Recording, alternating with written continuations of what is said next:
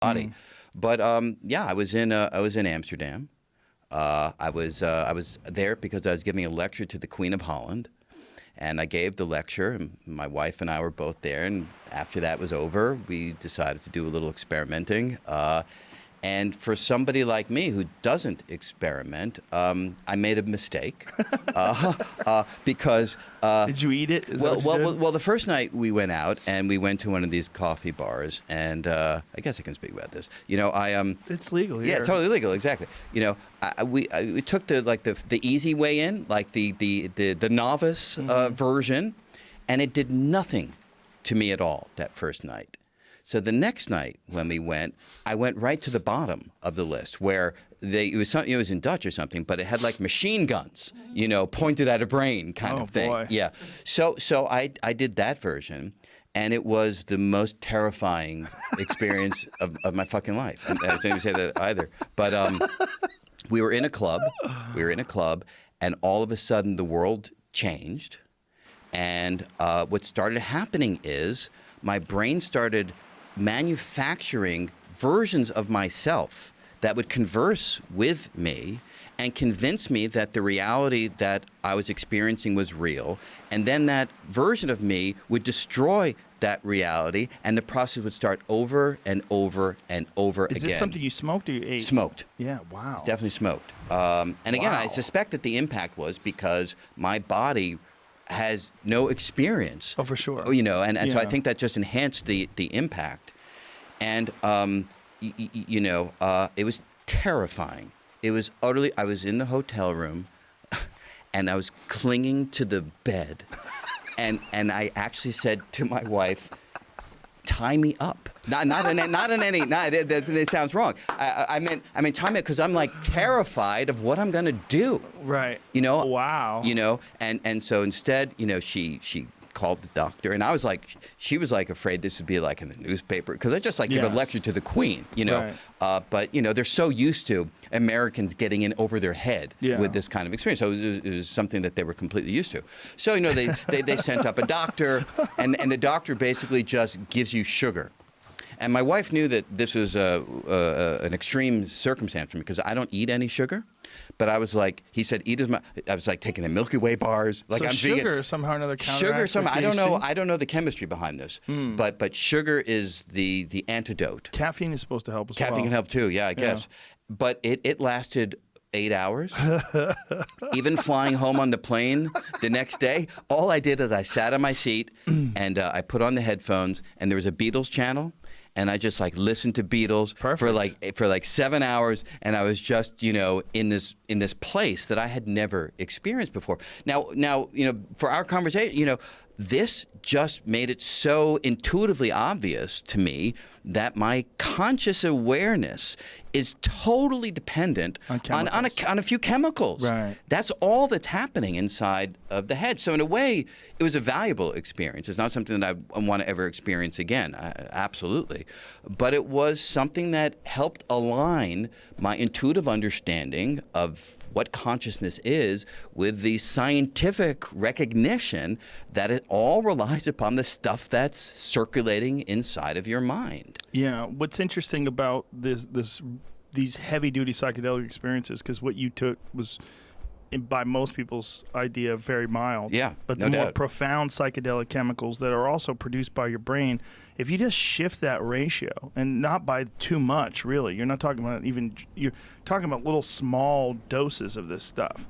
Shift that ratio, it produces these profound visions. Is this like ayahuasca type Yes, stuff? Yeah, ayahuasca right. Yeah. is just an Right. orally active version of dimethyltryptamine. Okay. They figured out how to, your brain, your gut rather, produces monoamine oxidase, and it breaks down dimethyltryptamine. And so they figured out how to combine an MAO inhibitor with the leaves of another plant that has the dimethyltryptamine. And I see. But you could take it. There's synthetic versions of it. But the point is, this is something that your brain produces, your liver produces. We know it's produced in the lungs. It's the body makes it. Yeah, right. But it's in there. But But you then change the if you balance of it. shift the Yeah, balance, right. and all of a sudden you have these incredibly profound visions. Yeah. It makes you think what we have now in terms of our balance and our chemicals must be different than what this fella must have had this chimpanzee thing. Right. And primates before that. As the human, like, when you think of human evolution, do you ever stop to think, what are we going to be like a million years from now if we do survive? Have you ever done this sort of thought experiment where you say, okay, if things keep going the same way, we used to be very strong and very hairy, and we're getting progressively softer as we don't need to use our bodies as much. Our brains are getting larger, our heads are getting bigger. Do you do that sort of thought experiment to see what we're going to become? And not in a systematic scientific way, because the process is so fraught with incredible detail that I think it's hard for anybody, even experts in evolutionary biology, to really tell us anything that will hold water, that's really predictive. But on a general level, yeah. I mean, because people often wonder, why is it that we haven't been visited by aliens, right? This is a thing that comes up whenever you're talking about other life inside the universe. I was going to get to that in a minute with you. But the answer to that could be quite straightforward. Nobody out there cares about us because we're so ill-developed. We're so young on the cosmic scene that there's nothing interesting for them to find here on planet Earth. So to me, there's a natural explanation for why there can be other life out there, and yet they don't hang out around planet Earth, just the way we don't hang around an anthill to try to have a conversation with, what's going on inside that particular structure. I buy that argument the least. You do? Really? Yeah, okay. Because we're interested in butterflies. Butterflies are so boring. We're interested in moles. We're interested in squirrels. We're interested in them for very specific reasons, sure. Right? So typically we're interested either because we want to see the evolutionary development that yields this particular life form, or because there's a general curiosity about how this object is put together. If these other beings are so far beyond us that those kinds of taxonomy questions are no longer of any interest, then hanging around here may not hold anything for them to make the journey and stick around long enough for us to notice. I don't buy that, again, for two reasons. Okay. One, because why would we assume that they're so far beyond us that they wouldn't be interested in these talking monkeys with thermonuclear weapons who dominate an entire planet? Yeah. That would be fascinating. If we found some planet somewhere where people are, the politicians all lie to themselves, everyone gets video through the sky, they fly in metal tubes that hurl over the oceans, they pollute the oceans and eat all the fish. Like, these people are fucking crazy. Yeah. We've got to go there and check this out. But imagine that this civilization, the notion of lording over a planet, is like us talking about, the ant lording over a grain of sand. So they may be galactic as opposed to planetary in their hegemony. Mm-hmm. And the notion of some little tiny rock orbiting some nondescript star in the suburbs of this completely ordinary galaxy off there on the side may not have the kind of pull that you imagine that it does. Oh, I disagree. We think it's interesting when we see a chimp use a rock to open up a nut.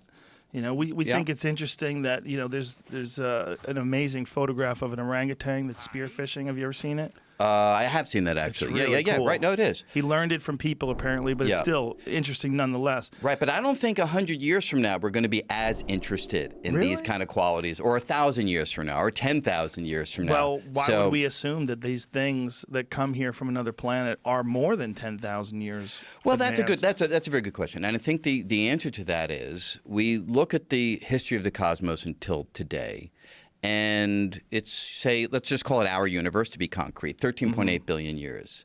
And we look at life on planet Earth, and it's, a handful of billions of years old. So in a handful of billions of years, you can go from some complex molecules to human beings. I like how you say it like it's not that long. It's not that long because, imagine that life began a few billion years earlier in some other system, stars and galaxies, they were starting up, a billion years after the Big Bang. So it could be that life in other worlds has a head start on us by a few billion years.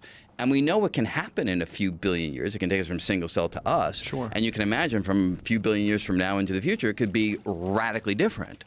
So to say it's 10,000 years ahead of us, that to me would be the unexplained coincidence. How unlikely that they started and we started within 10,000 years in the span of billions of years. That seems unlikely to me. Does it seem unlikely when you're talking about the infinite size of the universe, and there's perhaps an infinite number of Brian Greens out there talking to an infinite numbers of me? Good point.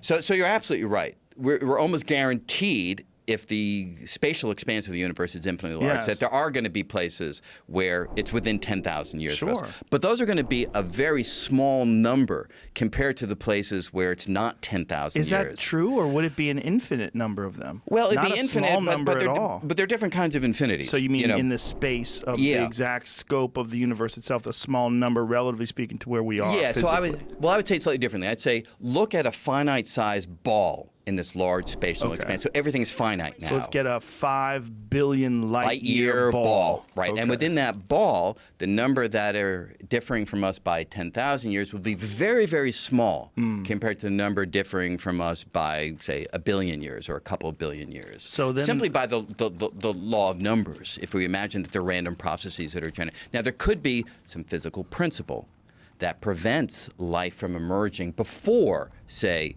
4 billion years ago. And if that's the case, and we're not aware of that principle, then you'd be absolutely right, that we'd all be roughly at the same starting point, and there's no reason to suspect that they would be so far ahead of us. But I don't know of any such principle. But you almost have a reductionist view of this, right? Like, so if you had a guess, if you had $100 to bet, has alien life ever observed us? You would say no. Well, by observed, you mean could they just turn a big telescope in our direction and gather some radio waves, but yes, I would take that bet, because frankly we've only been generating radio waves for the last 70 years, so it's only a 70 light year ball around us, and within that small radius, very unlikely that there's been some alien world that's examining us. So it would have to be something that would be able to recognize our signal and visit us. Right. But don't we look at observable planets and solar systems and discover Goldilocks planets? We do. And we examine those planets from vast distances away. Yes. And wouldn't you assume that a life form that is perhaps thousands of years more advanced than us, with the exponential increase in technology, I mean, if they ever got to the point where we are, that they would see these Goldilocks planets as well and recognize that Earth is one of them? Yes. However, if they are so far away, they're going to be examining Earth as it was hundreds of thousands or millions or billions of years ago. Right. So if you truly want them to be examining us in the sense of human presence on planet Earth, then it's a much more difficult proposition to imagine that they've actually been doing that. Is it possible there's another way to examine things where you're not hampered by the speed of light? Not that I know of. I mean, any signal in the world that we're aware of is restricted by a special theory by the speed of travel, which is now look. There's quantum entanglement, which is a strange property of the quantum world, in which distant objects can behave as if they are one. Yes. And in some sense respond instantaneously to an influence in one location at a distant location, no matter how far apart they are. But that isn't really observing.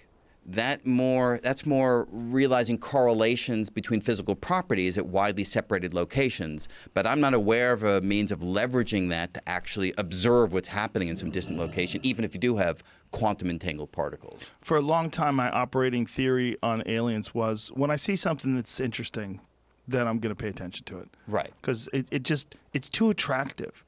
And it's part of the thing of whether it's Ramtha or any of these wonky things. There's something about woo-woo stuff, whether it's psychics or channelers, that's really attractive to people in some sort of a weird way. And so are aliens. The idea that if we were visited by something from another world, some far advanced space daddy or whatever it is, that comes down here and is going to show us the way, that's so attractive that I think it messes with your ordinary ability to observe and to objectively analyze what's real and what's not. Yeah, I totally agree with that. And I think it's an unfortunate feature of the human mind that we tend to look outward for weirdness that will inject into the world more than the everyday that we experience through common everyday encounters. We want there to be more. We don't want it to be that we're just on this rock around this planet and we live for a while and then we're gone. We want it to be more than that. And so we imagine that there's some answer floating out there in the cosmos, that maybe that will be brought down to Earth through our space daddy, as you refer to it. And my view of that is it's much more noble to recognize that there is no answer floating out there in space. There's no space daddy that's going to come here and say, this is what it's all about. The answer is you and I and everybody else, we manufacture our own meaning. We manufacture our own purpose. And how much better is it that we come up with our own meaning than having it bestowed or forced upon us by some external entity? Yeah. I don't think that diminishes things. I think it aggrandizes them because it's coming ultimately from ourselves. That makes a lot of sense. I think the hope is that Space Daddy is going to prevent nuclear war and figure out how to fix the ocean. Yeah, sure. No, I mean, I could certainly imagine happening, because there's knowledge out there in the world that you could imagine that we haven't yet encountered that we could make use of. So fantastic. But the other thing that's worth keeping in mind, and this I think is surprising to some people, you can do a calculation as to whether consciousness can itself persist indefinitely in the universe. You can ask yourself, sure, Earth may go away, you and I, we're going to go away, we recognize all this, but is it possible that some kind of conscious being can continue to cogitate indefinitely far into the future, or its progeny continue to cogitate? And you can pretty much establish that thought itself will come to an end in this universe. Thought itself is a limited lifetime phenomenon in the cosmos. So when, at least our universe, right? Yes, so I'm going to focus just on our universe. So the breakdown of protons, when we get to that point, there's no room for thought to exist. That's part of it, but I'm willing to go further. I'm willing to imagine that even with the breakdown of protons, that there's some way that the particles that it spawns, electrons, neutrinos, photons, whatever, somehow through some configuration of widely separated particles is able to have signals going back and forth that allows this group of particles to think. I'm willing to posit that in order to be as general as possible. And with that assumption, you can still prove that the relentless rise in entropy that we were talking about before ensures that any cogitating being that happens to still be able to persist in this unusual realm of particles will ultimately burn up in the entropic waste generated by its own process of thinking. So the process of thought itself in the far future will generate too much heat for that being to be able to release that heat to the environment and to avoid burning up in its own waste. When you think, you will fry. Dude. It's always been interesting to me when I've really stepped back and looked at it that our ideas of the importance of thought are so egocentric when we take into consideration the vast scope of the universe and how majestic so much of we see in the cosmos, that there's no thought, at least as far as we know, whatsoever. Like hypernovas, star nurseries, all these different things that we see in the cosmos that are infinitely larger than us and responsible for life itself. Yeah. That these processes create the very elements that are needed to create life, but we're so concerned with this one animal's ability to think and ponder and create and emotions and write stories, and to us it is so egocentric because how ridiculously self-centered. When you think about the infinite universe, I mean, we are two finite beings sitting in the valley, in front of a wooden desk. It's really weird that we think about it as so important. It's everything to us. It is. And it's hard to not think in those terms. But I encourage people, and part of the point of this book is to encourage people to think in a cosmic way and recognize the point that you're making, which are we these little tiny finite beings crawling around on this planet. We're here for a brief moment of cosmic time, and that's all there is to it.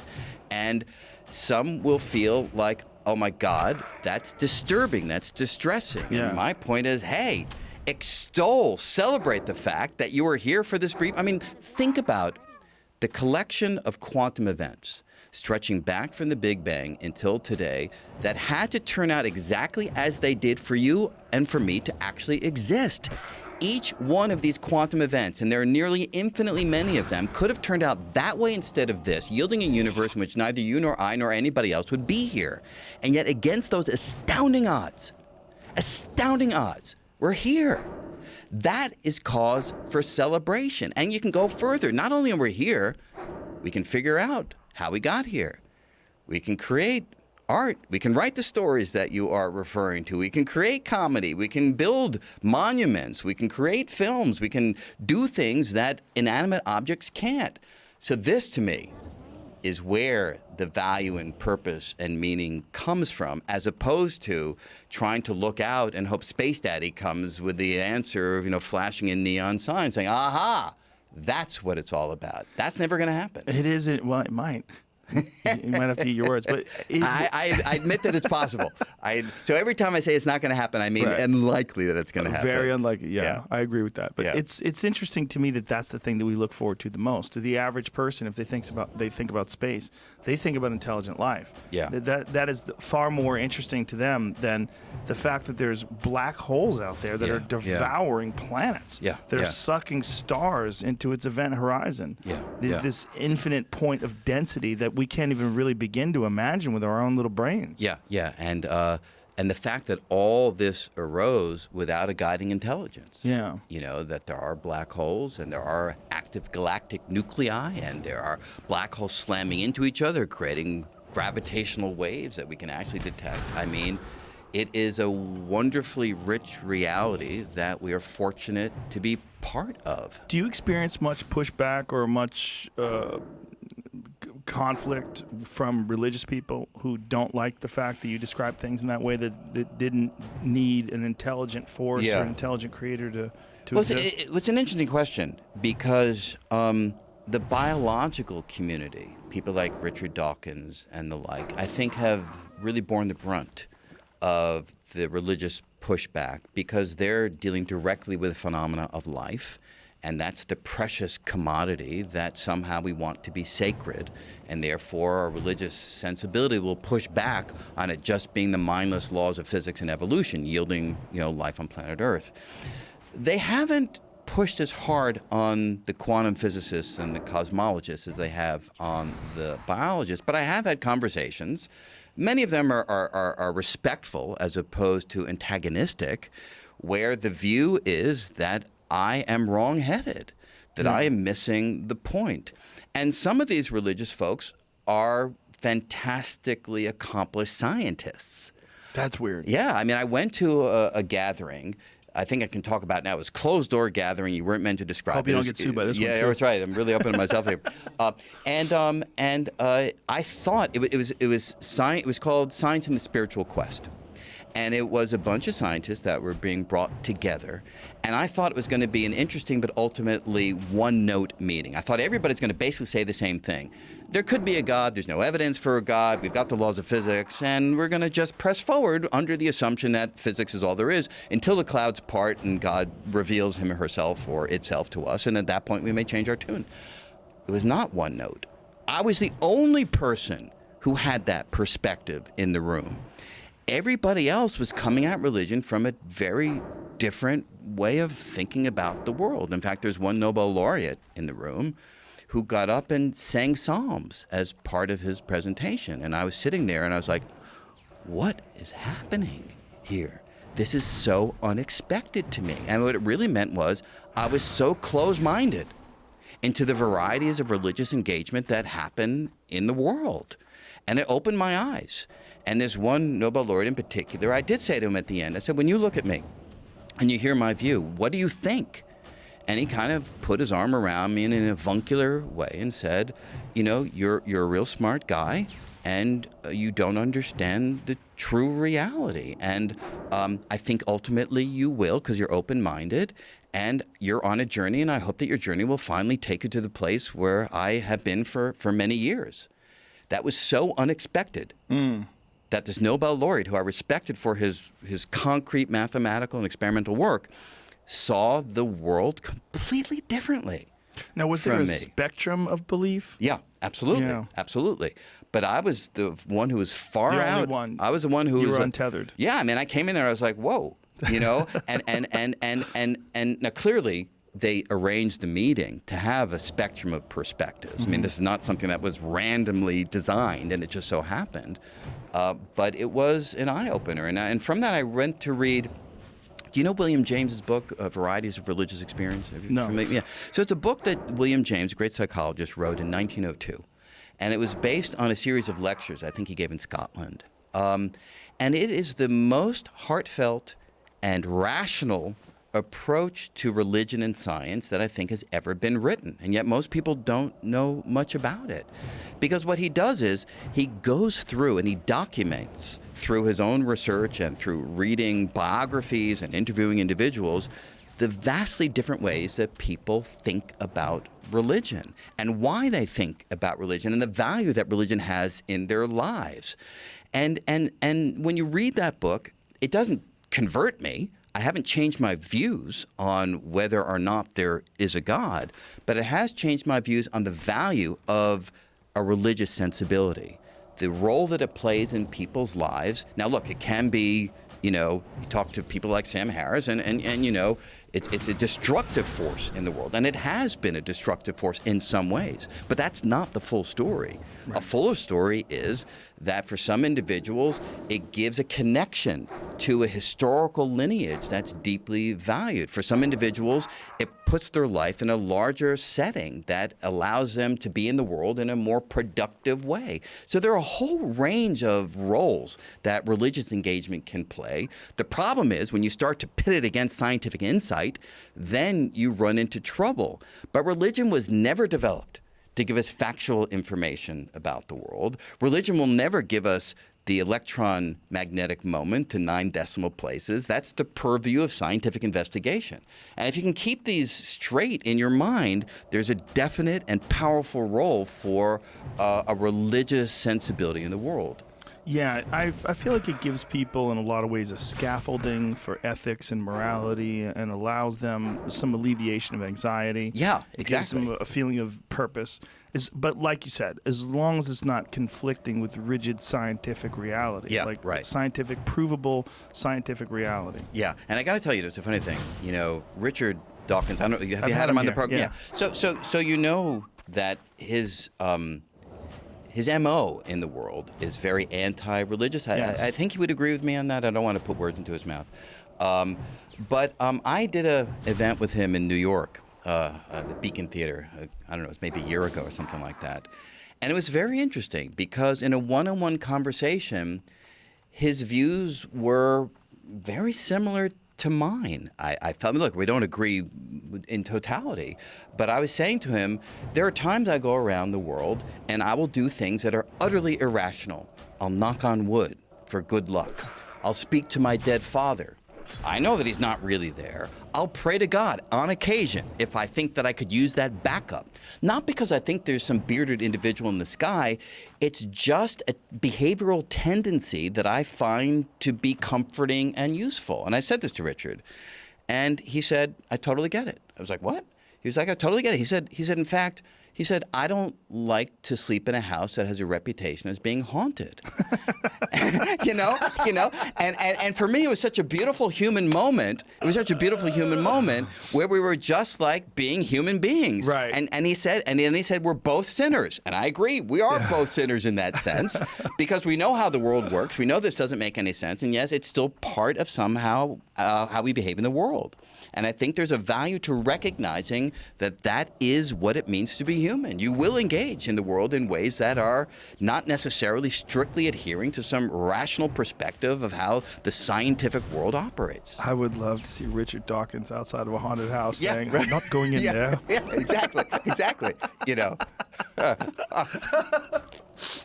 Yeah, so it's all just to say that I kind of feel like there are many pathways toward insight in the world. There are many ways to live a life. Mm-hmm. There are many ways to come to terms with our own impermanence.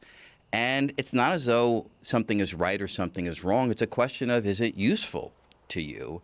And I think that we have to be very open-minded in the kinds of behaviors that that we allow to happen in the world. Even Ramtha, it's nutty stuff. Yeah. But if some of those individuals who go there find that it allows them to live in the world in a more productive way, alleviating anxiety, feeling like they're on a spiritual quest, so be it. You know? That's the thing I mean, it's hard for people to understand if you're not in that space, that headspace that they are. You don't need this structure.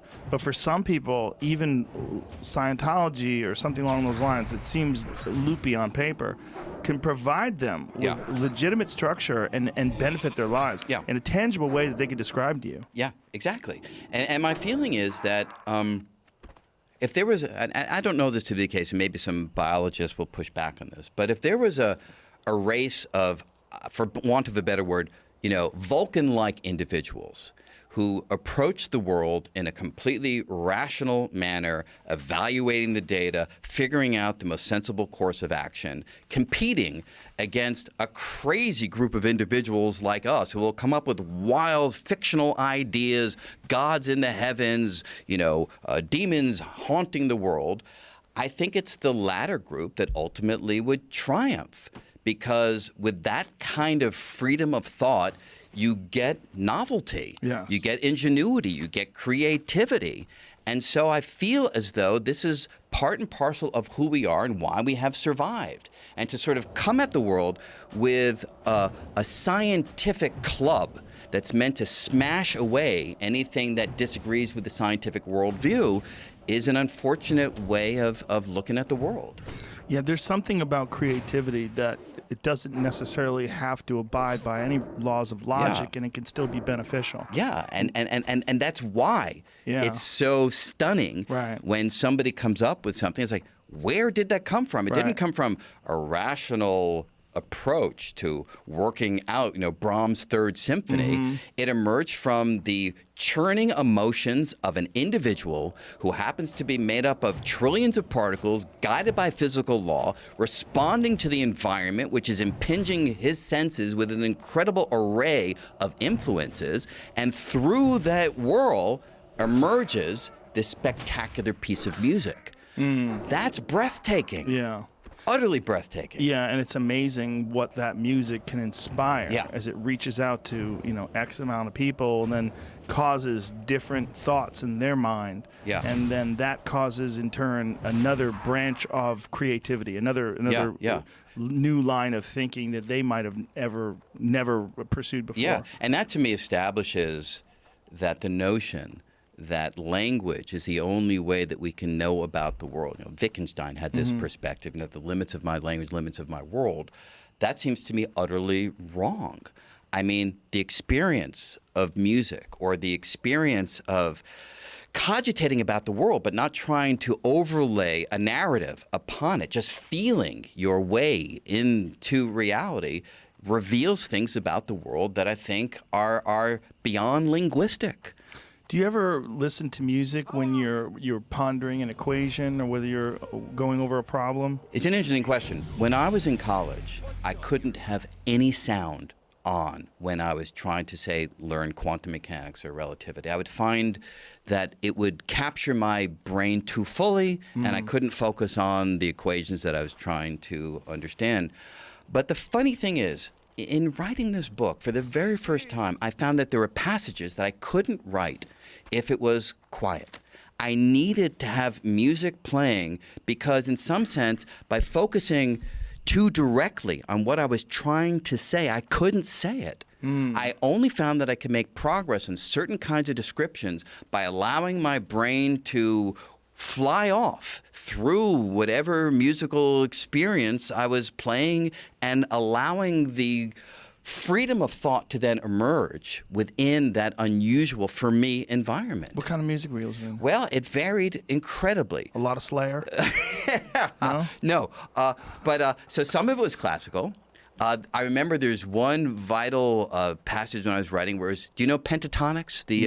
They are a spectacular a cappella group who are able to take songs that you have heard and transform them into sort of transcendent performances. So you should check these guys out. But other times, it would just be loud rock, loud Beatles, loud Rolling Stones, the soundtrack from The Greatest Showman, just blaring that thing. And somehow it just allowed me a certain kind of linguistic freedom that I could not acquire in my normal way of being in the world, which is everyone's quiet, let me just work out my equations, and I need total focus and no distraction. So is this something that you sort of evolved over the course of your career? Absolutely. Absolutely. It was not there early on. And, you know, there's this phenomenon. I don't know if this is anything more than a metaphor or an analogy, but whatever. You know, there's certain things in the night sky that you can't see if you look at them directly. But by looking off axis, you're able to invoke other qualities of the eye that are able to sense those features of the night sky. And I kind of feel like it's the same thing. Sometimes by focusing directly on what you want to do, you can't do it. And you've got to look obliquely. You've got to look off axis, metaphorically, and that's the only way that you can accomplish what you set out to do. And certainly music is one of the ways to take one's attention and shift it in a different direction, to get that oblique view of what it is that you're trying to do. And I have found that it allows for progress that otherwise is unattainable. And is that the case also when you were writing this book?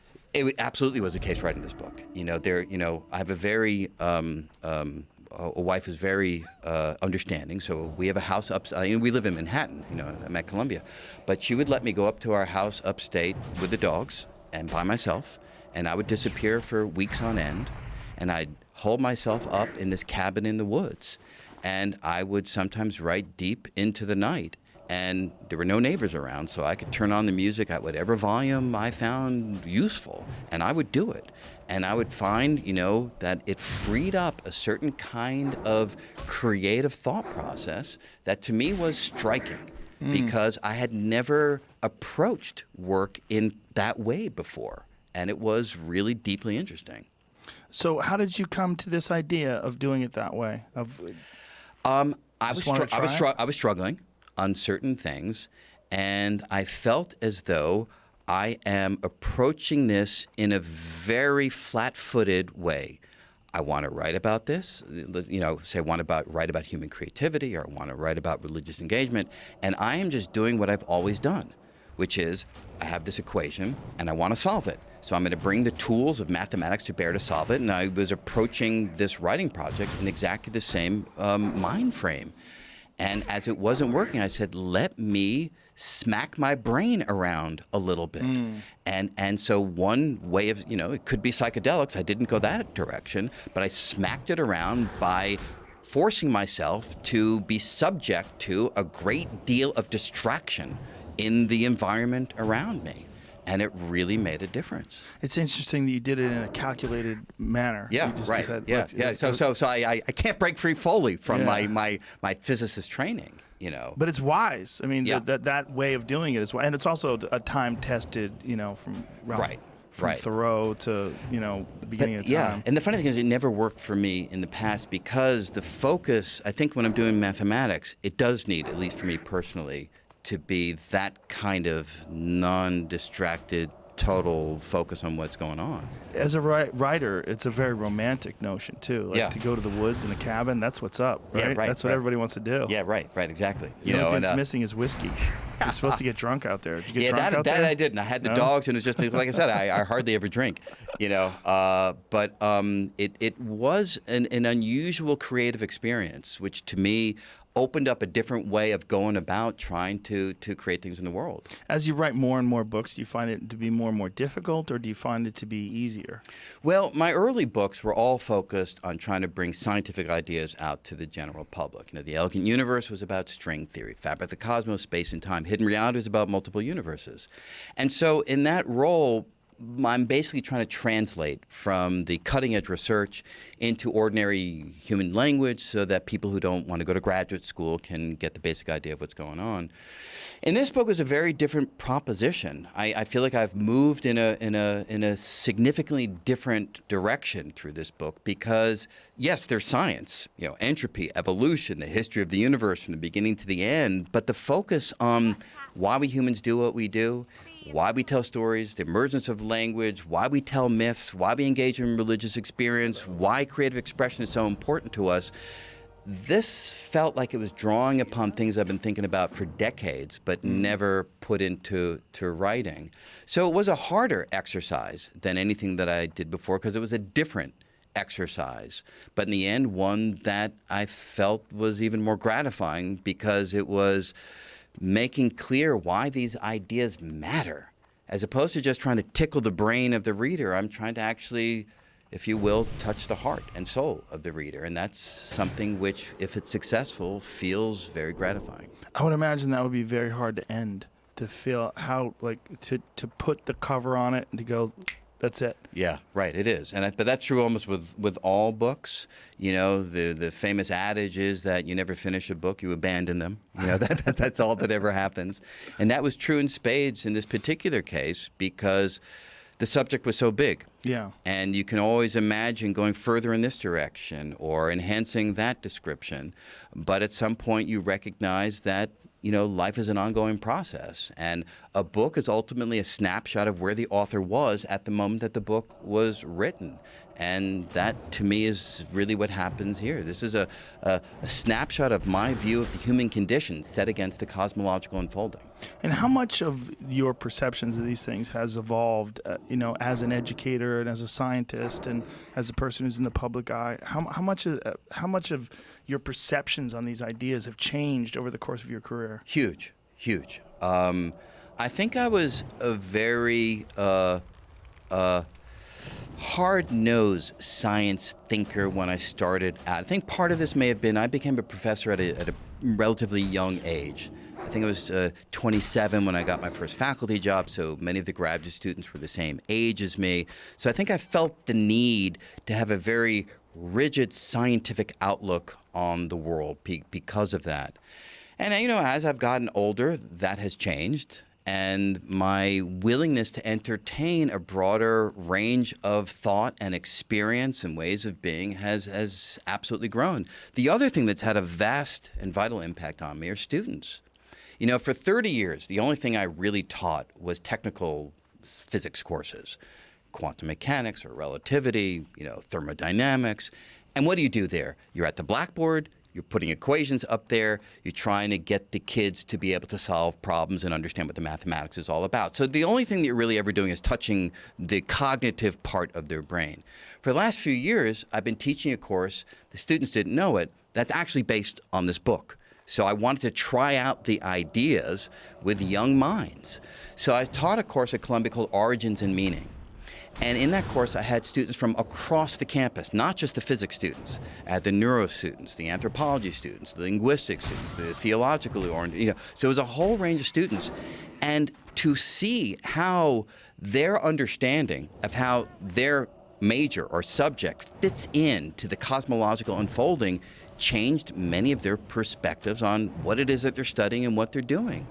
And to have students come to my office and to feel shaken up, whatever the right form of that verb is, where they're saying, you know, I've lived my life in such a way, but now when I think about religion as perhaps an evolutionarily interesting and useful development as opposed to something from on high, or when I think about creative expression as something that might seed ingenuity and innovation as opposed to something that is just pure inspiration coming from the outer world, I'm thinking about my life differently.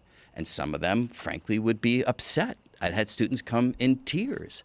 And I'd never had that when I teach quantum mechanics. In you know? tears? Yeah. More than one? More than one. Really? Because they'd say, this course is kind of shaking my sense of who I am and what I am in the world. What was the key aspect of it that was shaking them? Well, for some students, it was the notion of religion, because many of them, or at least some of them, had a traditional religious upbringing, and their academic life and their religious life were completely separate.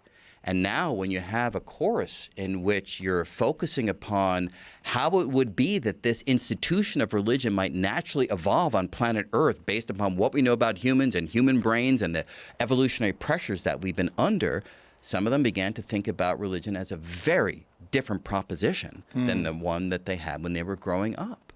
And I was in a position that I'd never been before of basically counseling a student and saying, hey, it's okay to have your world shake a little bit. It's okay to think about things. You may come back to exactly where you were before this course, but if a collection of ideas can make you rethink your life, at least it'll cast it in a different light. It'll illuminate it differently.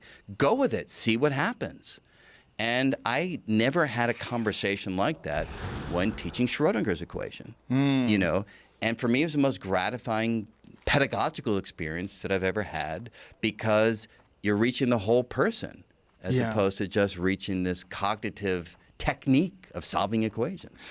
If you can talk religion with a really intelligent person who's objective, who has a belief, it's such an interesting subject because it requires suspension of disbelief Yeah. in order to absorb some of the stories. But there's clearly a history behind this of thousands of years of translations, and Yeah. you're trying to get to what did they mean when they wrote this down, and Yeah. how much did they know, and what were they trying to do? Were they just trying to get everybody to calm down and stay in line? Right?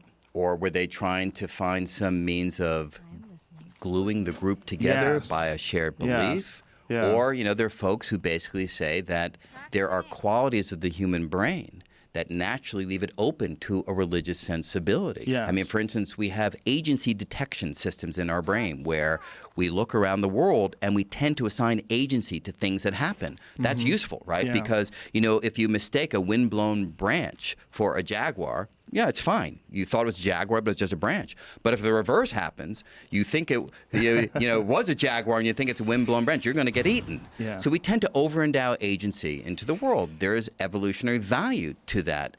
So when the wind blows, we tend to think there's a mind up there. When the river gurgles, we tend to think that there's a mind in there. Yeah. And this is sort of the seed for the kinds of perspectives that you'll find in many of the world's religions.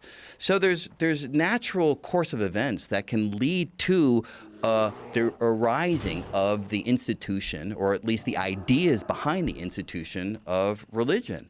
And for students that have never encountered that idea before, it can really shake things up, and I think in a very valuable way.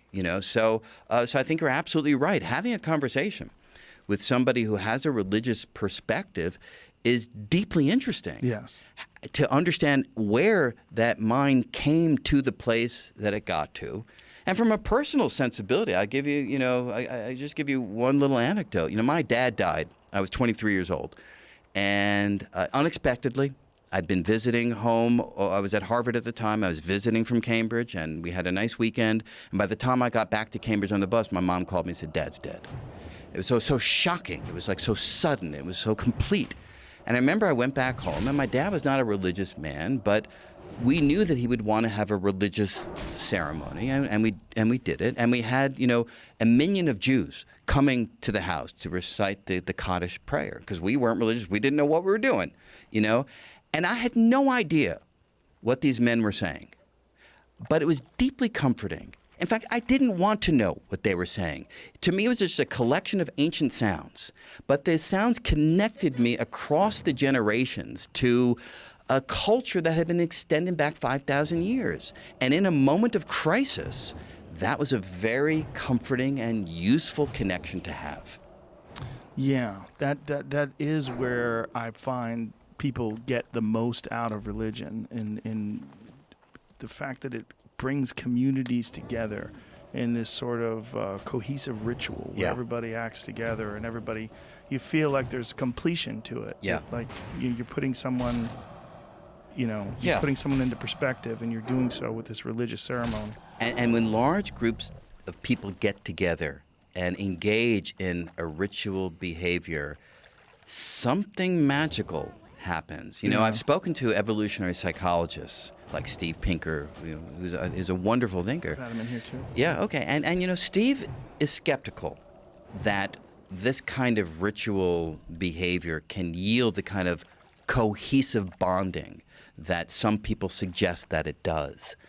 But you probably have, but I have on occasion engaged in these ritual behaviors, mass drumming and movement, Yeah. and I gotta tell you, you are quickly, I find, transported to a place where you are now part of a collective, Yeah. and you feel yourself melting into the group, and you are one.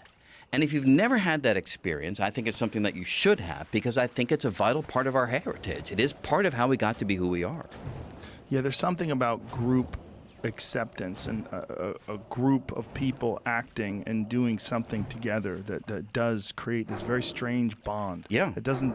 necessarily exist amongst individuals. It's a weird bond. It is a very weird bond Yeah. because it has nothing to do with the individuals, nothing Right. to do with the personality of Jim or Mary. It's irrelevant at that point. It's somehow joining you together into this massive humanity that's all engaged in the same practice, and somehow you feel as though your identity melts into the larger whole.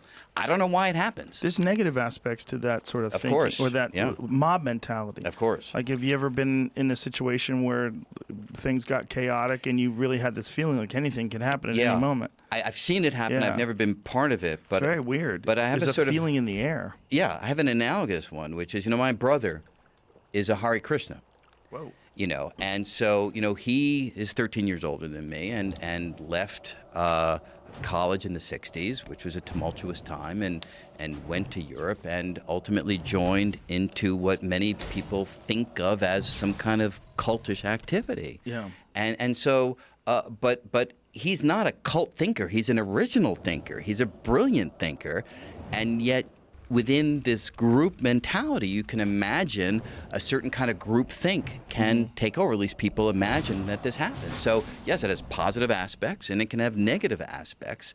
But in the end, I think there is a long lineage in which those of our forebears who survived were the ones who could join together into these more potent, these more powerful groups. And that way we're able to triumph over other groups, in the ancestral environment. Yeah. There's different readings of the archaeological record, whether it was a dangerous place in the hunter-gatherer past or a sort of placid place. But one reading says it was a very dangerous place, and therefore those groups that survived were the ones who were able to establish this kind of allegiance to the whole. Yes. And certainly I think this kind of ritual behavior may have been part of that.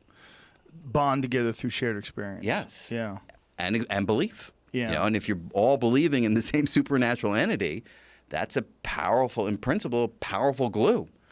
Do you find that there's, I don't want to say an arrogance in some academics, maybe that's not the right word, but this being too quick to dismiss any positive benefit at all about religion? Yes.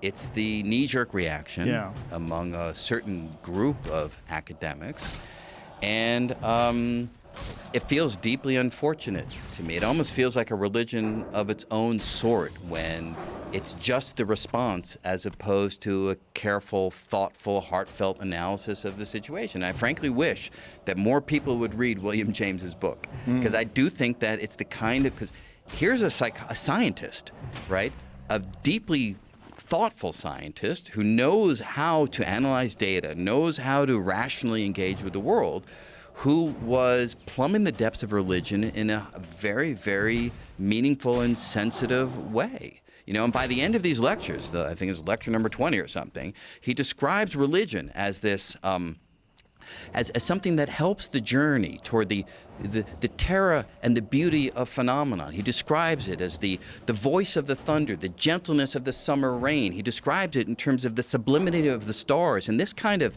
transcendent approach to the religious experience, I think, brings it out of the academic guise that is often thrown upon it, which is something that is contravening everything we know about the world. It's causing people to think in ways that are irrational. This whole trope that you hear, it's not that there isn't some truth to that, but it's an incomplete truth. And if you're willing to approach religion in a way where you discard the pieces that offend you, throw away the parts that you think are utter nonsense, only keep those aspects that are useful to you in your life, then there is a place for it. Well, I think therein lies the problem with a lot of people. They're not willing to do that. Right.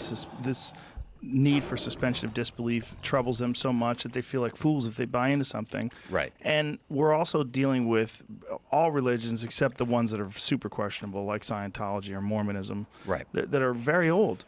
And the idea of maybe it would be better if we came up with something that we could all agree on in 2020. Right. Maybe it would be wonderful if we have something that maybe has science in it, maybe something that has a genuine understanding of how human beings react and what the benefits of community and having these environments where loving conscious people communicate with each other in a very positive way, that this could be a new form of this thing that we seem to desire so greatly. Yeah, and I agree. And I have to say I make this point in the book.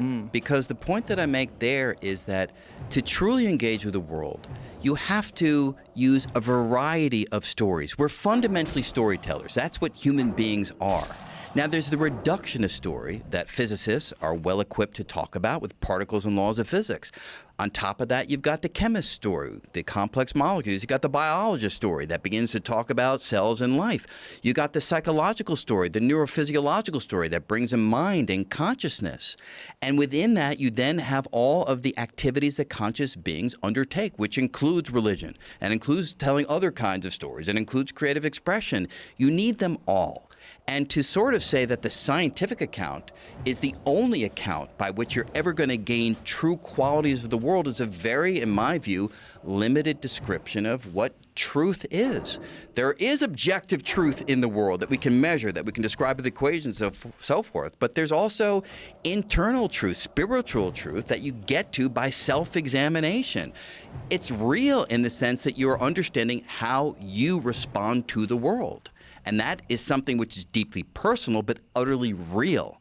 And whether it's through psychedelics, whether it's through ayahuasca, whether it's through a spiritual journey, whether it's through religion, regardless, all of this adds color to the story of what it means to be a human being.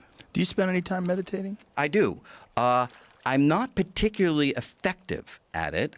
And I so think most people are that way. Yeah, but years ago, the most effective ones. Well, years ago, a friend of mine bought me one of these transcendental meditation courses, and I was like, okay, I'll just try it. He spent the money. I'm going to actually go and do it. And it was kind of eye-opening. There was a lot of what you might call woo-woo stuff that was happening in the lectures. And in fact, the funny thing is the guy giving the lecture, he did recognize me, and I could tell how uncomfortable he was giving his normal description because he kept looking at me sheepishly as he would invoke quantum physics and things of that hilarious. sort, But I was like, I told him, whatever I'm not here to judge you. I'm just here to sort of see what's going on.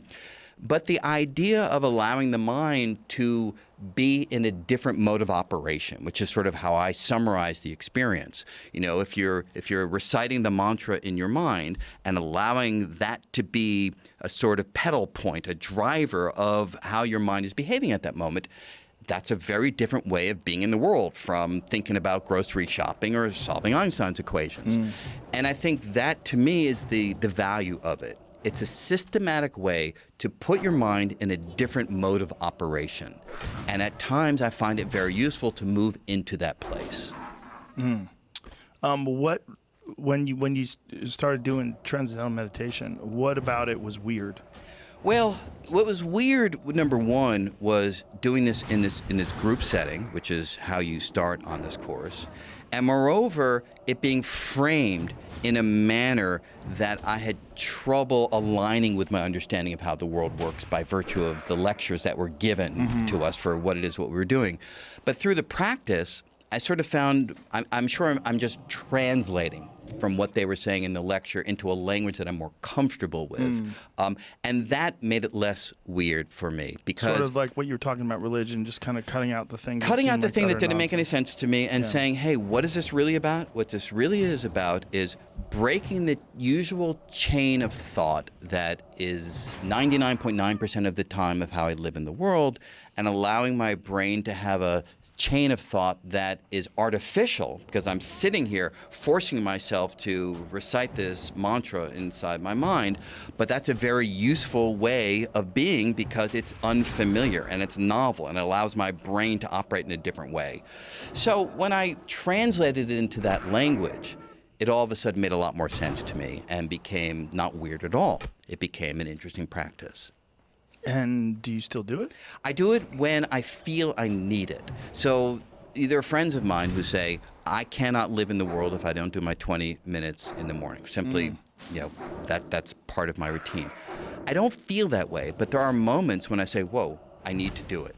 And based on circumstance, based on what's happening at a given moment, it allows a kind of mental reset if that's a language that makes sense. And that reset I consider to be a valuable thing to do. Now- So do you do this? I do. I don't do TM, but, Okay. But I do meditate and Regular basis. yeah, good thing. regular Yeah. basis. And I also have a float tank here. Oh, that you I do? like to use. Yeah. Really? Yeah. Like a deprivation? Yeah. Yeah. In this building? Yeah, it's right over there. I'll show it to you after we're done. Wow. Yeah, Can I do it? Sure, you could if you want. Shit. Have you done it before? I've never done it before. Oh my God, you gotta do it. I find it a little bit terrifying. Do you live in I have to say. Manhattan? I do. Yeah. there's plenty of them. There's Yeah. a bunch of different float places. It's not terrifying at all. Really? Yeah, you just float, relax. And but it's complete darkness. Oh, yeah, right? yeah. See, because I have The lid I have some closes. claustrophobia. Yeah. And that's like, for instance, I can't go into an MRI machine. Oh, really? Yeah, totally. In But fact, you're I so even smart. trained. Why don't you get that out of your head? I tried. I got to tell you, Really? I trained. So I have a desk in my office where it's only about like 1 foot high, and I'd slide my body underneath the desk, lock the door because it Right. looked too weird, and I'd stay under there as long as I possibly could just How to long is train that? myself, like 15, 20. But I get into the real machine, and Really? yeah. My wife's mom is like that. Like she did an MRI and she's like, it was the worst experience of my life. I'm like, I did 2 of them last week. I fell asleep. I totally understand her. I totally. Really? Yeah. I don't understand why someone as smart as you would not recognize. Well, there's just this thing it's- around me, and I can. I do, but it's like the irrational part of being. I get in there, my heart starts to pound. Where and do you think and that comes from? I don't know because it wasn't always there, and Really? it has gotten worse in certain. There was a time. Again, I'm gonna come across like a nutcase in here. Maybe it was that But- trip to Amsterdam. Yeah, maybe it's a trip to Amsterdam. Whacked your brain out. There's actually times when I couldn't even go in a tunnel in a car. The claustrophobia Whoa. was that bad. Really? Yeah, I was in a taxi cab. I had to go to New Jersey, Manhattan, so I had to take the Lincoln Mm-hmm. Tunnel. And as the taxi was approaching the tunnel, I said to the guy, I can't do it. I can't do it. And the guy says, well, I can't Whoa. let you out. It's illegal to let you out. I said, you got to let me out. I can't do it. And I just opened the door and I got out. Oh my God, that's Yeah. so crazy. But now I'm fine with tunnels. So Now I you don't found I don't know tunnels. what it is that Maybe you're too smart. accentuated it there. Maybe you're too smart, know. and maybe your I don't brain know. is playing tricks with you and giving you anxiety to sort of Shake it up the world and maybe. 'cause you're Maybe. constantly contemplating the gigantic Yeah, picture of yeah. the actual scope of the universe and. Yeah, you know, but now the end of I'm pretty protons. stable about these things. So it's just MRI So it's- machines where it's really close into your Well, face. you got to but, just do a lot of MRIs to get over Yeah, that. right, exactly. I'm sure that would do it. That would absolutely do it. Probably Yeah, right if you yeah. just did MRIs on a regular basis. Then I'm sure you get used to it. But Yeah, I just do a real simple type of meditation. When I probably am eventually going to take a TM course because my friend Tom Papa, he's really into TM and he raves about it. Yeah, But yeah. I just sit down and I breathe. I just concentrate only on my breath, and it comes and goes, but I concentrate only on my breath. And I find really good relief from that. Yoga is the same thing. I do yoga. I try to do it at least twice a week when I. Oh, you do? Yeah. Okay. That there's a lot of benefit in that. In the same way, in that it's so difficult, and in the poses, if you can only concentrate on your breath, just balance and concentrate on your breath, you'll be filled with activity enough with things to concentrate on, with the balancing of the posture and then the breath, that it acts as almost a brain scouring. It cleanses the mind of unnecessary anxieties Yeah, and a lot of yeah. other just. But you've been doing that for a long time, or is this a I was doing recent? it, no, I've been pretty steady for the last 4 years. Right. Yeah. Yeah, my wife does a lot of yoga. She keeps telling me that I need to do it. It's great. It's great. It's great for the body as well. And I think the more comfortable your body is, the better at least for me, the Yeah. better my mind works. Yeah, I have little doubt. Do you doubt about exercise? that. For the last year, I've been doing Peloton bike. That's so good. But then I herniated a disc in my back, Mm. and so for the last 2 months, I've basically been unable to move. So How did you do that? How'd well, herniate you disc? know, I think it was throwing out the Christmas tree. Oh, okay. You know, that makes bending sense. end Mhm. and you know, my 92-year-old mother has used this opportunity to say, because we're Jewish, going, we weren't allowed to have a Christmas tree going up. You know, this is meaningful right here. That's funny. You know, but my Christian wife is all too happy that I'm flexible on that count for sure. What is going on with your back now? Yeah, well, it's bad. It's bad. Yeah. Did you get an MRI? I did get MRI. You went through They the can sort of machine? see it. Yeah. Yeah. So I'm. Is it pushing against the nerves? pushing against the nerve? Yeah. Have you heard of something called Regenikine? Do you know what that is? No, I don't. Regenikine is something that I used for a bulging disc, and it's Oh. incredibly beneficial. It was created by a doctor in Germany, and it was illegal in the United States until a few years back. They moved the process over here. It's not covered by insurance, but it's very, very beneficial for that. And what they do is it's essentially a more advanced version of platelet-rich plasma. So they take your blood out, they do this process. It takes about 12 hours, and then they re-inject this serum.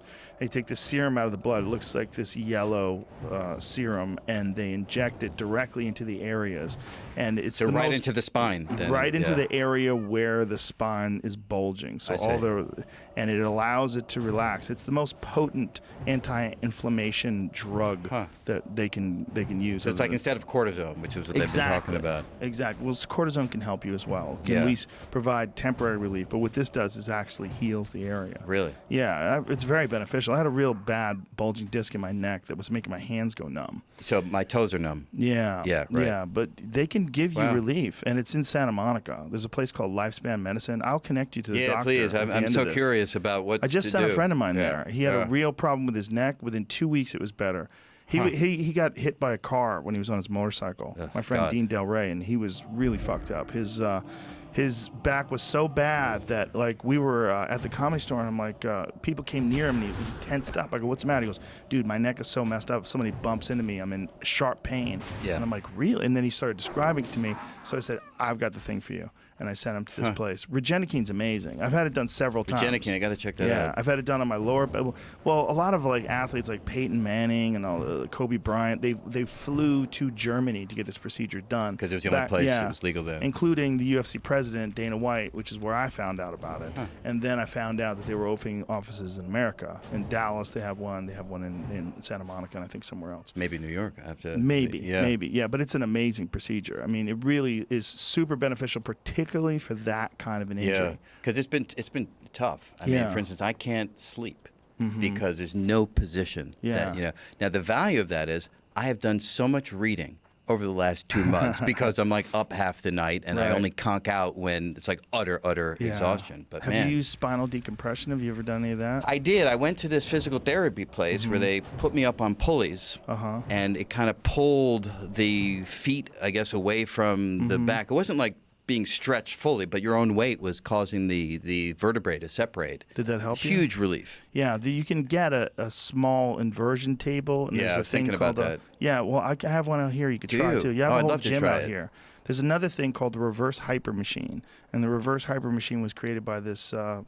He's a very famous power lifter named Louis Simmons, and Louis had this idea. He's a very brilliant guy, and he had this idea that they were trying to fuse his discs. He had a bulging disc. Yeah, right. And he's like, well, a disc is compressed. Like, how do you get it to decompress?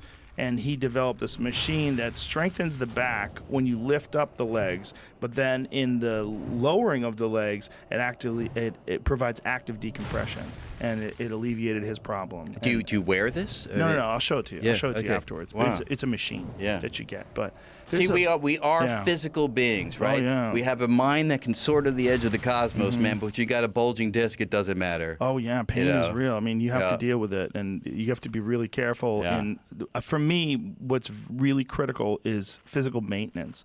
And I'm very dedicated to physical maintenance, even if there's nothing wrong. So-called building the core, as they call it. I hear a lot of chin-ups, sit-ups, a lot of lower back exercises, hyper back extensions, anything to keep things strong, squats, making sure that the more tissue you have, the more strength you have in that tissue around, particularly protecting your joints and your spine, the healthier you're going to be. Yeah. That's just a No, fact. it's absolutely vital because the last few months have been hell, I have to say. Man, well, I'll show you. Yeah. Listen, we've already talked for 2.5 hours.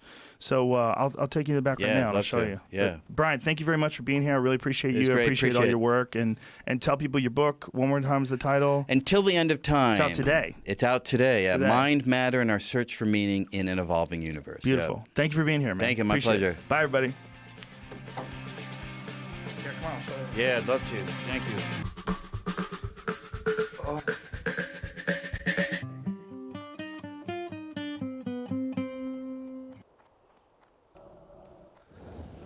3, 2, 1, boom. We're live. What's up, Ray? How are you, buddy? Pretty good. Great to see you, man. It's been a while. It's been 10 years? No, more than that. Really? 2007, I moved out of L.A. Wow. Damn. It's Unbelievable. weird. I know. I've talked about you in the podcast several times, though. You know what? I never listened to the podcast until recently. Someone told me the second time you said, I think 3 times you've mentioned me. Probably. Yoga Ray. Yoga Ray. And all these kids are contacting me. They mentioned Yoga Ray on the show. Yeah, it was cool. I appreciate it. I appreciate you. I appreciate you too, man. I always thought, truthfully, Joe Rogan's going to do something good. I can tell you that. And it may be embarrassing to say, but I'm proud of you. Oh, thank you. I hope That's you very don't nice. mind me saying that. I'm proud of all you've done. Thank you. That's very nice. That's a funny thing to say, though.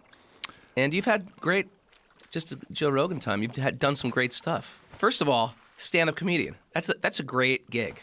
It's a fun gig. It's a great gig. And if I could pick a second thing besides stand-up comedian, it'd be the announcer. I wouldn't want to be in the UFC, even if I was good, because you get pounded on and it's a tough job. Right? Yeah, for That's sure. why, went to Thailand, see those kids fight. They're retired at 21. Yeah, they get beat up. They get beat up bad. Yeah. But to be an announcer of the UFC, and you're also skilled at the stuff. Most people think the announcers aren't so skilled sometimes. You're very skilled. I just remember rolling around with you. Yeah. Those were some of the greatest memories of my time in L.A. is when Eddie opened 10th Planet. Yeah, we had a lot of fun, man. I mean, it We was did such a lot of training. special, interesting time of jiu-jitsu, I think, that it was going to no gi. There's this demographic of jiu-jitsu guys who didn't want to wear a gi anymore. Yeah. Well, it was a lot of people wanted to learn things that would transition directly into MMA, and to not have the clothes to grab onto, it changed the grips. And Eddie was one of the very first to really truly concentrate on using wrestling grips, gable grips, over-unders, things along those lines. And then the other people were still really clinging to the gi. He was like and I think the thing that I was attracted to about the Ultimate Fighting, when I first saw, I think the first one I saw was 2. UFC 2. And I was like, oh man, this is, and you watch those Gracie in action videos, it's like, yeah, this is real stuff. I want to learn real stuff. Yeah. And so I started even noticing in my gi game, I just played open guard and I was lackadaisical, and I'd always have to tell the guys, hey, do me a favor, just try to slap me, because this is getting a little unreal. I want a real life situation. Right. And I'm figuring, okay, I don't want to get caught up in the gi, no gi thing right now, but I always felt like, real practical fighting. The guy may not be wearing a tuxedo. I think both are good because, like, you live in New York. New York gets cold. If you get into a scuffle with someone, I hope you never would do, but if you did and he was wearing a jacket like yours, you could manipulate him with that jacket, and they really probably wouldn't know what to do. Yeah. There's a real benefit to, like, being a judo player if someone has a winter coat on. Yeah. Like, if you had a fight with Caro Parisian or Ronda Rousey or someone like that, and they're wearing a winter coat, they'll fuck you up. They just grab that thing. Boom. Yeah. Okay. Yes. Yeah. Well, I'm glad I learned that way. Yeah. It's a good way to learn. It's good. It's good for defense, too, because the gi keeps you from just yanking out of stuff and exploding out of things. You have to be very patient. You have to use correct technique. Anyway, it was appreciation, and it was one of my biggest lamentations of moving away was not to be around that whole posse. And then I never expected it to get as big as it did. I know. It's crazy, It's unbelievable, right? because back then it was like the seed. I used to bring my big kids, who are big now, I used to bring them, and they used to just box. We used to do it at... Legends. No, before Legends. Oh, Bomb Squad. At the Bomb Squad. Oh, Remember wow. That's crazy. That's old school. Yeah. That's 2002? Somewhere around there? Yeah, it was cool. It was a great Yeah. time. I had just got my purple. I was super excited, and then Eddie just got his black. He got his brown and his black super quick. Yeah, Do you well, remember that? he got his brown, and then he beat Hoyler, and then he got his black. Yeah, I was there that day. Yeah, that was crazy. When Jean-Jacques took it off his back. Unbelievable. It's heavy. That was heavy. Yeah. It was a good place to be at a good time. It was. It's like when you look back at those times, it was an interesting era. It was an interesting era for us as humans. It was an interesting era for martial arts. There's a lot going on, and that 10th Planet was really a hub of exciting innovation, and it still is. But I mean, back then it was this really unique thing. This completely no-gi branch of jiu-jitsu that's directly connected to Jean-Jacques Machado, which is a totally Very legit. conservative, legit. Mm-hmm. Jean-Jacques is I mean, Still. I was so always impressed with him too. He still rolls, man. He's my age, and he doesn't get injured. Like he might have like a little tweak here and there, but he's so intelligent and he's so technical and he's just so good. That was, I'm saying was only because I'm not there anymore. But when I was going there, I was like, this is such an amazing place, John Jacques Academy. The quality of fighters you would get there. Yeah. I mean, that was also at a time where there was no jiu-jitsu in America. I mean, you have to travel to get to a jiu-jitsu school. Yeah. You have to be into it and go somewhere. And to have that many black belts at a school, that was like unheard of in jiu-jitsu schools. I remember I was in his class one day and there was like 11 black belts. I was like, this is crazy. And it wasn't like that back then. No. There was a random unusual. rogue black belt somewhere in somewhere in Portland or something like that. Yep, you had to find them. It was a lot of purple belts teaching schools and blue belts teaching schools in some places even. That was a great time to get into jiu-jitsu also. Oh, yeah. Like I started with Henzo in New York. Yeah. I went there the day that Matt Serra got his purple belt. Wow, that's crazy. Isn't that crazy? It was such a cool, interesting time in jiu-jitsu. Yeah. That place is still the top place in the world. It's pretty impressive. And Yeah. Henzo was such a great guy too. He's the best. He's so nice. Sweet. I gave him a CD of my band, just as a gift. I just met him, and he gave me a Krugen gi. Wow. Yeah, That's legit. it was super legit. Krugen's was the gi back then. That was the gi. Yeah. If you had a Krugen's, like, ooh. You know? It was a fair trade. I wasn't a trade. I just wanted to give him a gift, and he just, like, without thinking, just threw that back at me. Wow. He had a great attitude. Well, he still does. He's so loved. That guy said, I mean, that's one of the really nice things about jiu-jitsu is the camaraderie and the friendship. It's like, it's very different than, I always compare it to other martial arts in that the problem with striking martial arts is that you hurt each other all the time. You never develop the sort of closeness that you do with jiu-jitsu because you're always trying to kick each other's fucking heads off. Well, I did Ashtanga yoga for years, where it's sort of silent, and you're just doing a set series of poses. I could be with people, like, every day for a year and practically never speak to them. Right. I remember meeting a guy at the DMV. I was like, I know you. You're right next to me every morning for 2 hours, but we've never spoken a word. Jiu-jitsu, you become best friends with the guy. Yeah. That you walk out with like 20 new friends. You know each other so well, too. Like, you know when someone's breaking. You know when someone's exhausted. You know when someone's getting better. You know when someone's really been consistent. You know, like you roll with someone, they're super sharp. You're like, what have you been doing? Like, Right. oh, What have you going 4 days a week now. Like, Right. Oh, wow.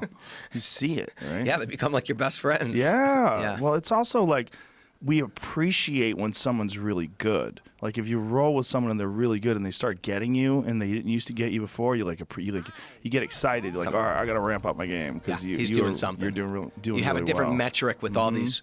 Yeah. Well, I remember you being one of the first guys that I knew that got into yoga. And yoga is a huge part of jiu-jitsu now. So many people that train in jiu-jitsu. I think. By the way, I'm jiu-jitsu illiterate now. You still know. Yeah, What did you when you?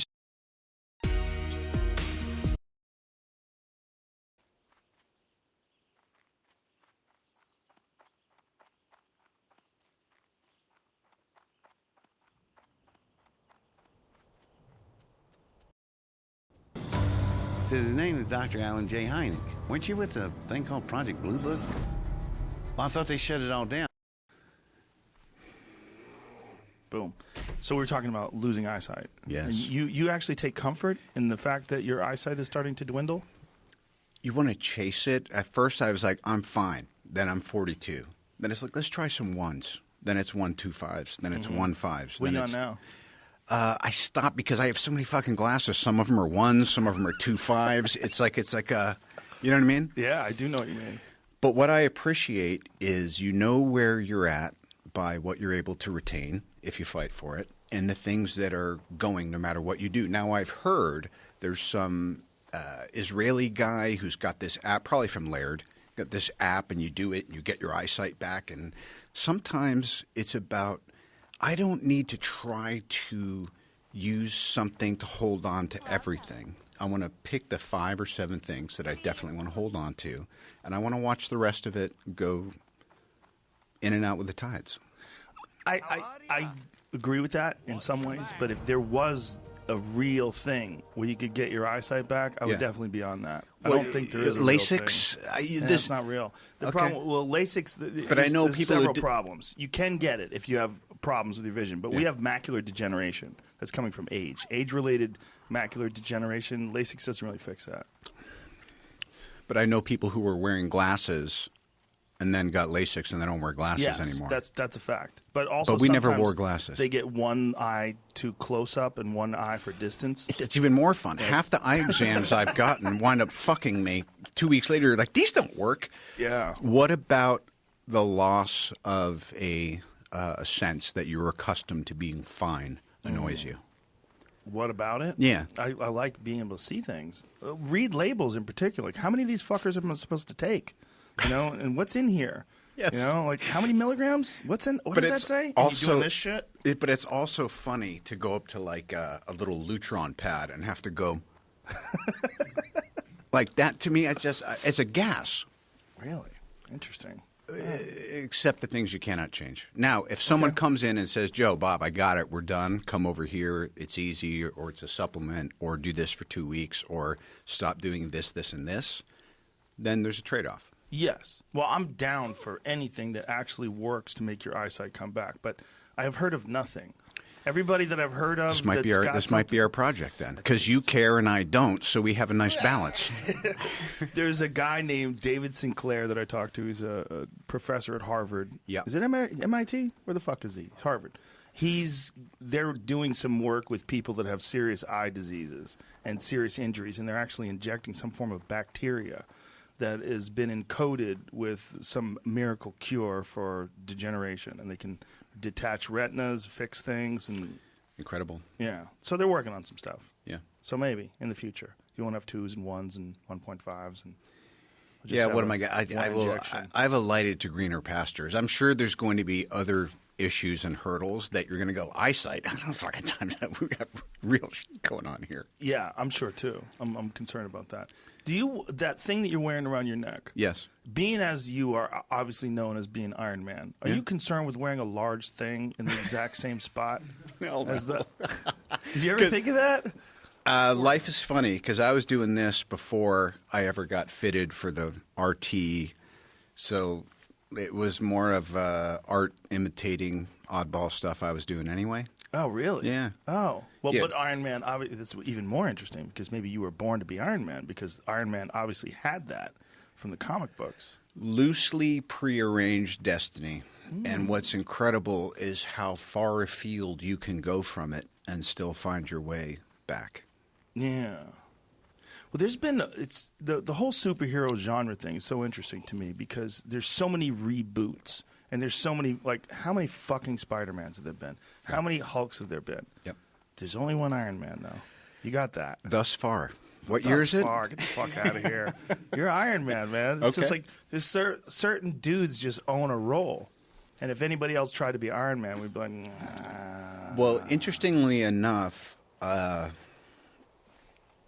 East Coaster, a dad of some renown, very different. My dad was a kind of a underground filmmaker, auteur maverick. I grew up definitely being Bob Downey Sr.'s kid. Spent time on Long Island, which is, I think, where Tony was raised. Yeah. But when Stan Lee was really thinking that through, it was the Vietnam era, and he was thinking about the military-industrial complex. He was thinking about, how about if I can throw a little bit of, not politics in here, but karma. And he gets shrapnel by the own thing, and it becomes, So, and then, of course, there was the whole demon in the bottle. I think he was the first superhero who ever, had that, almost hang up his jersey because he was hammered. Yeah. So, I mean, yeah, there was obviously, but again, once something goes your way, you can draw all the parallels you want and you can call it destiny. But it was something that I definitely felt drawn to and I definitely fought for. And looking back on it, I go, why was I fighting for that? Because it turned out to be a pretty special thing. Wow, it was an amazing thing. I mean, you embodied it in a very strange way. I mean, it's inexorable at this point. Which is why I thought it was cool that you're going to do Dr. Dolittle, because I love the fact. I'm a fan of your work. You've done a lot of great stuff. Likewise. And you doing Dr. Dolittle is like a cool. It's I want to say you're not taking yourself seriously, but you're taking a Trust risk. that I'm not. But you're taking. I mean, this is a fun kids movie about a guy who talks to animals. Yeah. You know, I mean, that's a great break because like if you're Iron Man, like there's certain people that for whatever reason become a role and that is it. That's what we will accept. You are that guy. And you're not doing that. You're able to, through your talent and through your ability to take chances, you're able to be a bunch of different things as well as be the Iron Man. Yeah, I mean, don't we? I don't know. If I'm noticing anything now, it's that we need to shift and we need new challenges. And just like MMA and society and politics, things are moving and morphing, and the information age is making things so. Everything's learning and growing from everything so quickly, and improving or disproving or discounting whatever's happening next. But for me, I heard that this was on the table. My missus, who's my creative partner in all things, said Steve Gaghan. I was like, I know Steve Gaghan, Syriana. Really? What did he do? He wrote, wow, that's a big turn for him. Yeah. And then I said, but why do I want to? And I looked out, and we live on a rescue farm.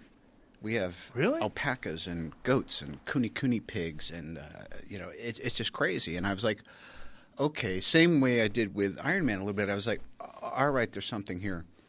And then before I signed on, I was just Googling like weirdest Welsh doctor. I just want to think of. I don't want to just do another English accent. So there's this guy William Price, who's a nutty Welsh doctor. He was a neo-Druidist. He was someone who believed like we could communicate with all nature and all that stuff. So I sent a picture of this wild-looking guy wearing like a suit with stars on it and like a staff in his hand. I sent that to Gaghan, and he goes, "That looks right to me." I was like, "Great, let's do this movie."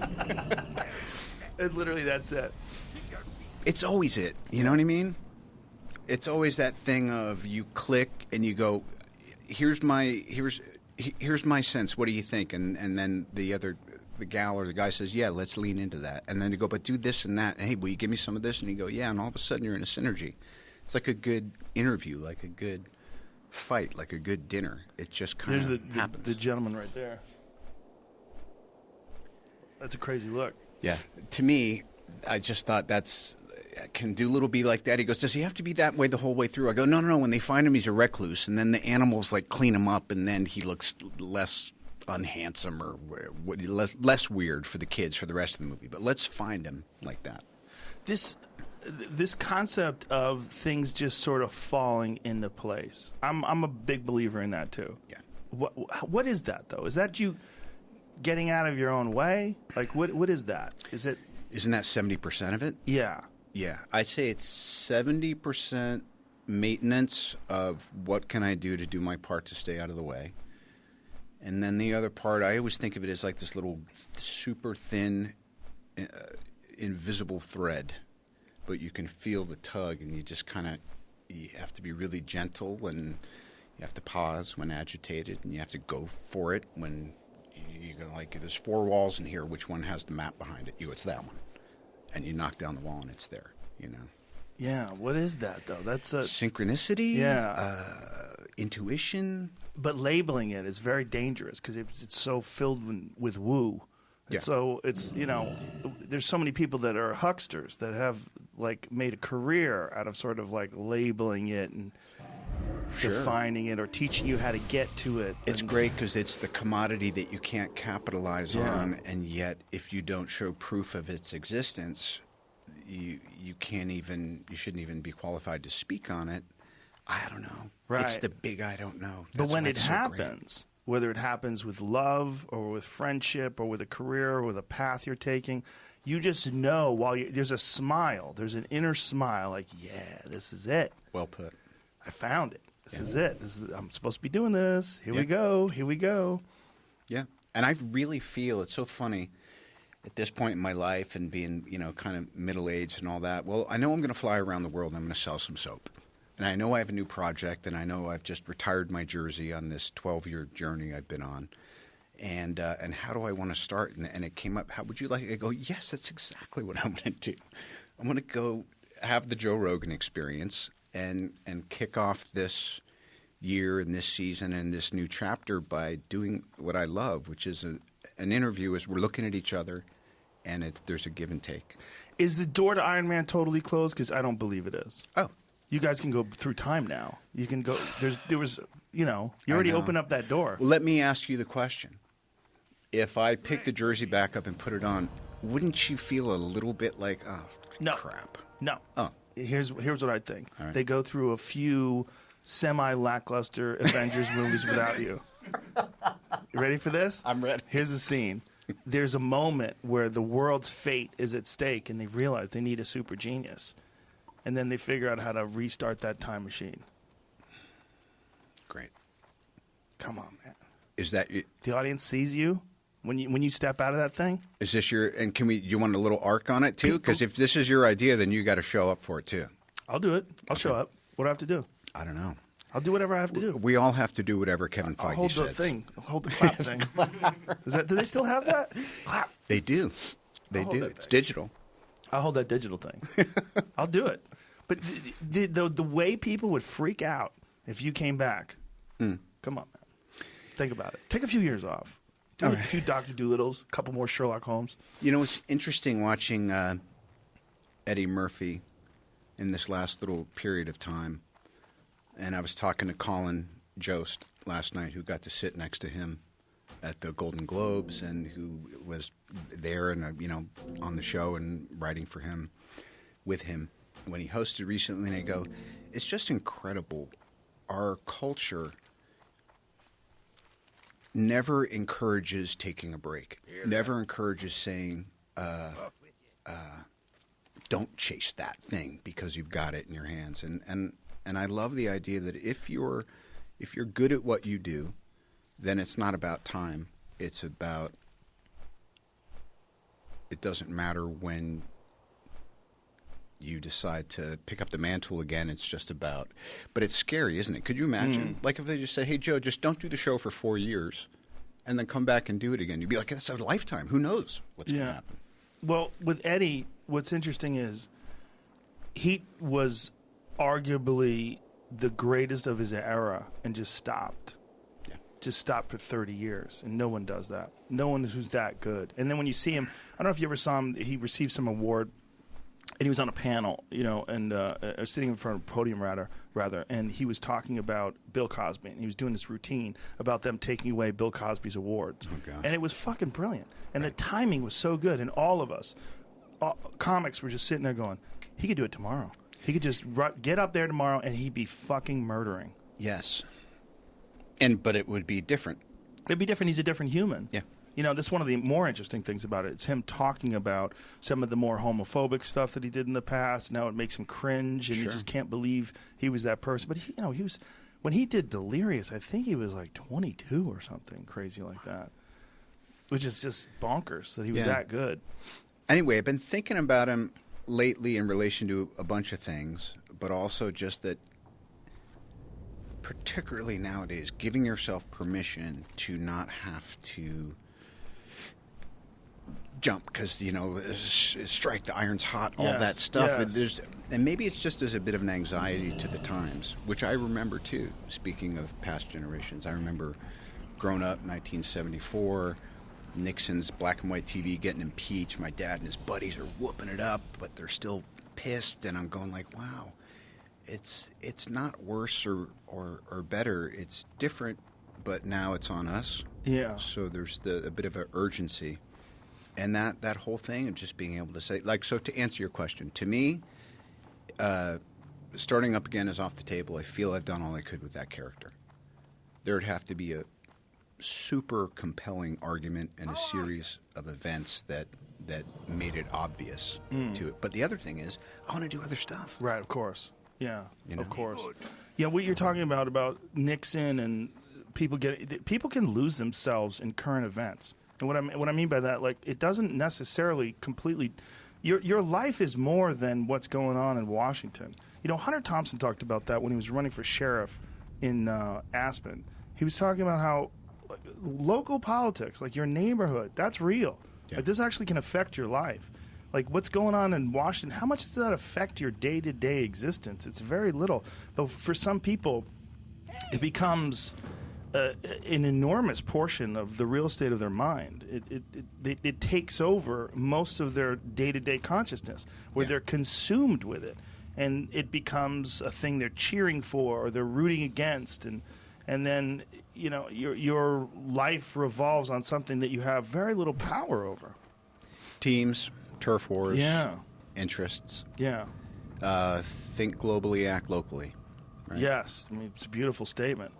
It really is. It's one of those cliches that you don't even think about. But then, I didn't know that was Hunter in that picture out there. Yeah. To me, it looked like Joe Walsh.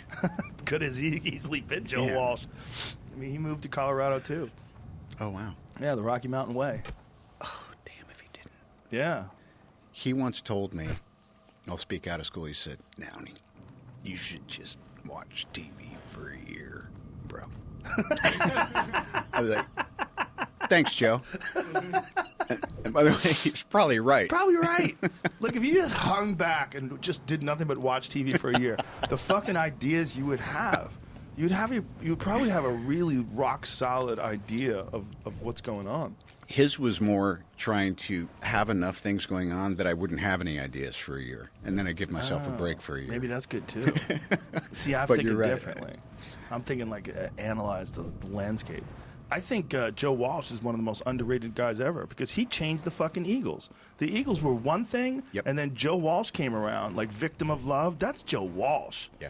He came around and all of a sudden there was a rock to it. It's like they were kicking down doors and lighting shit on fire. It was different. Yeah. There was an edge to it, you know? He added crazy. He added crazy to this beautiful harmony. And I love it when the guys that added crazy go up to the thin veil between dimensions and say, I think I'm going to stay put. Yeah. And then all of a sudden, they represent stability. They represent being okay, hanging up your guns, Yeah. and just being, you know. Well, free. that's everything. Everyone has to accept that at some point in time, right? I mean, maybe that's you and your glasses, right? Yeah. Because everyone has to accept that at one point in time you're gonna have to get off the ride. But when you're doing great and you're kicking it, like boxers are a perfect example. They always last too long. There's only been a small handful, like Andre Ward recently, Marvelous Marvin Hagler in his prime. They just go, that's it, I'm done, and they actually are done. Almost every one of them comes back, and almost every one of them chases that dragon. Here's why I love you. You're making an argument for and also the argument against me coming back and doing another Marvel Yeah, picture. listen, I'm not married to anything except my wife, but I'm not married to any ideas. All the ideas that I have are just like, maybe that idea sucks. I love you as Iron Man, so I would if they opened up this time machine and you popped out, I just imagine the moment where everybody goes fucking crazy. It would be amazing. Could be great. I would love that, but I would also love you hanging it up.